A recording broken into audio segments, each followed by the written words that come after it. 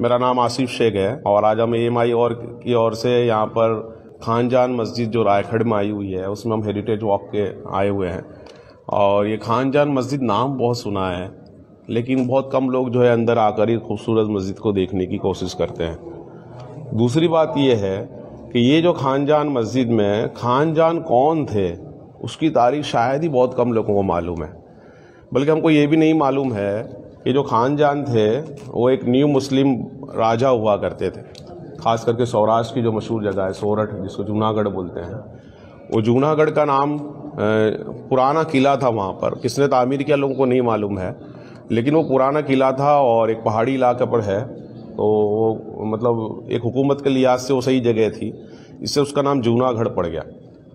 तो उस वक़्त में जो है वहाँ पर जो राजा हुआ करते थे राम मंडलिक, उनसे इनकी दास्तान जुड़ी हुई है। तो ये जो राजा थे सोरठ के, उनका जो इस अहमदाबाद की खानजान मस्जिद से क्या ताल्लुक़ है, ये सुनने का बहुत मतलब इसमें दिलचस्पी है। आप मस्जिद तो आपने देखी है, ये बहुत पुरानी मस्जिदों में से है। खास करके महमूद बेगड़ा रहमतुल्लाह अलैह के ज़माने में ये मस्जिद जो है तामीर हुई है उनके दौर में। और आपको अगर महमूद बेगड़ा रहमतुल्लाह के बारे में थोड़ा सा बताता चलूँ तो थोड़ी याद ताज़ा हो जाएगी। 1458 में उनकी हुकूमत बनी। सिर्फ आप 13 साल की उम्र में थे तब उन्होंने गद्दी संभाली, और वहाँ से लेकर 1511 तक उनकी हुकूमत रही। 52 साल उनकी हुकूमत चली, और गुजरात में इससे ज़्यादा बड़ी हुकूमत किसी की नहीं रही। लोग 5 साल 10 साल की हुकूमत में थक जाते हैं, और उस दौर में गुजरात में सबसे ज़्यादा किसी ने कोई हाकिम ने अगर हुकूमत की है तो वो महमूद बेगड़ा रहमतुल्लाह के नाम पर वो हुकूमत है। तो इतने बड़ी सल्तनत के पीरियड में हुकूमत की।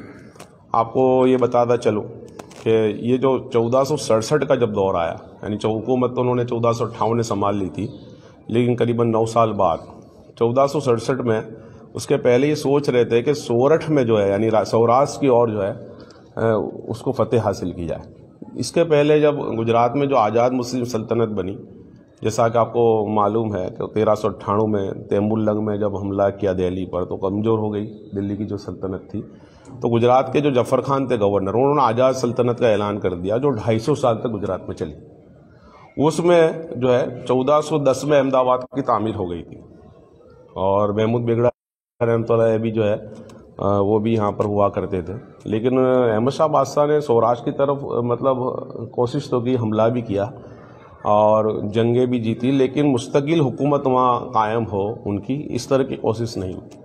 तो महमूद बेगड़ा रहमतुल्लाह जो उनके पोते हुआ करते थे अहमद शाह बादशाह के, उनकी ये कोशिश रही कि दोबारा सौराष्ट्र को जीता जाए। तो बहुत बड़ा इलाका था, उसमें सबसे बड़ी हुकूमत थी वो जूनागढ़ की थी। जो वहाँ का जो राजा हुआ करता था उसको राम मंडलिक बोलते थे।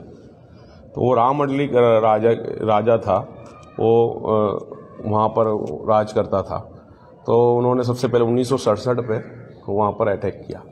तो 1967 में जब हमला किया तो बहुत बड़े लश्कर के साथ हमला किया, यानी कि आप सोच सकते 2000 घोड़े थे, और एक घोड़ा था वो 12,000 टंके का हुआ करता था। 12,000 टंका उस दौर की करेंसी थी टंका। तो एक ऐसे 2,000 अरबी तुर्की घोड़ों के साथ, और उसमें 5,000 तलवारें थी, 1,000 खंजर थे, और 700 जो है उसके बख्तर हुआ करते थे जंग में। वो बख्तर में ये सब साजो सामान के साथ जब हमला किया तो जो राजा था वो घबरा गए वहाँ के लोग। और एक महाबली नाम की कोई पहाड़ी जगह थी, वहाँ पर उन लोगों ने छुपने की कोशिश की।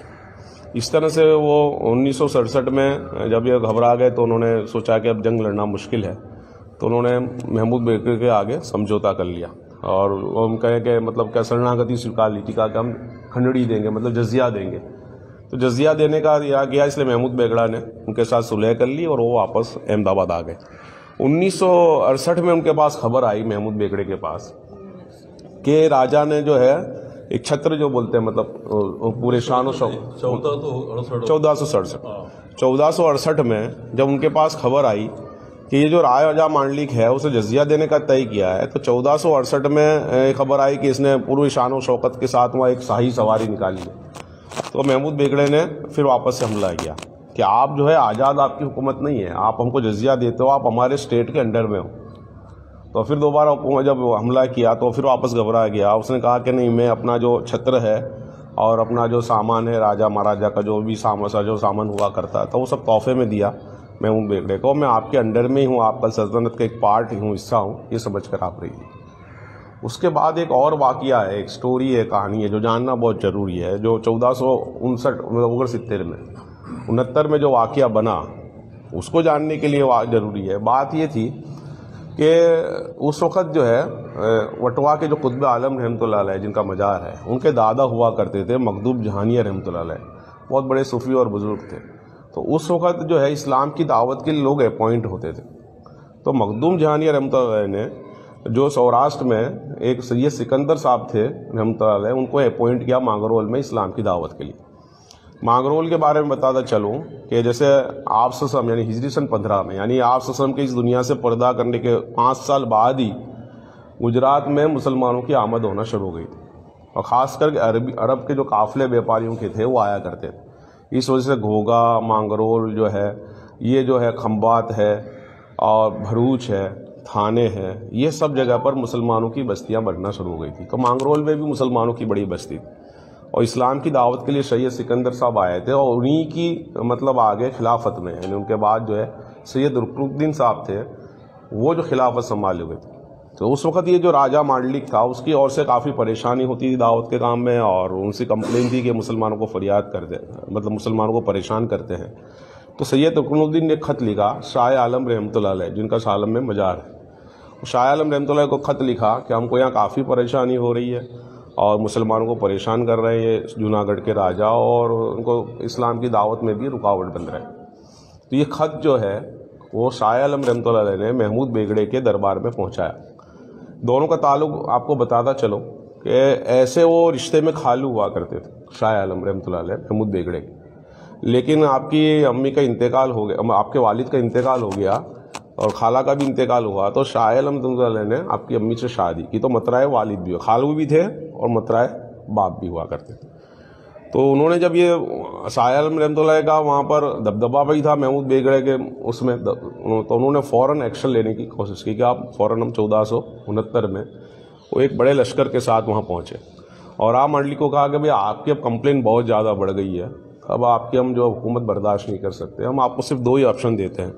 पहला तो ये कि या तो आप कलमा पढ़ लो, मुसलमान बन जाओ, तो हम आपको इस स्टेट के अलावा दूसरे भी आसपास के जो हुकूमतें हैं वो आपको हम दे सकते हैं, या और दूसरा या तो ये है कि आप ये जगह छोड़कर चले जाओ और हमको सौंप दो, या तो फिर हमारे साथ जंग लड़ने के लिए तैयार हो जाओ।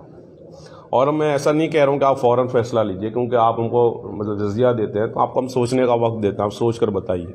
और रात को तंबू में गए और फिर वहाँ से जूनागढ़ किले में गए, और फिर उसने तय किया राम मंडलिक ने कि मैं जो है मुकाबला करूँगा। 4 दिन तक राजपूत सेनाएं इनके ऊपर हमला करती रही महमूद बेगड़े की, लेकिन आखिर में जब उनको घेर लिया गया जूनागढ़ को, तो उन्होंने हथियार डाल दिए, और इस तरह से ये जो राम मंडलिक है उनका लश्कर घिर गया। उन्होंने शरणागति स्वीकार ली थी, मतलब हार कबूल कर ली, कहा कि आपको जो पसंद हो आप वो फैसला लीजिए। तो उन्होंने ये तय किया कि मैं इस्लाम कबूल कर लूँगा।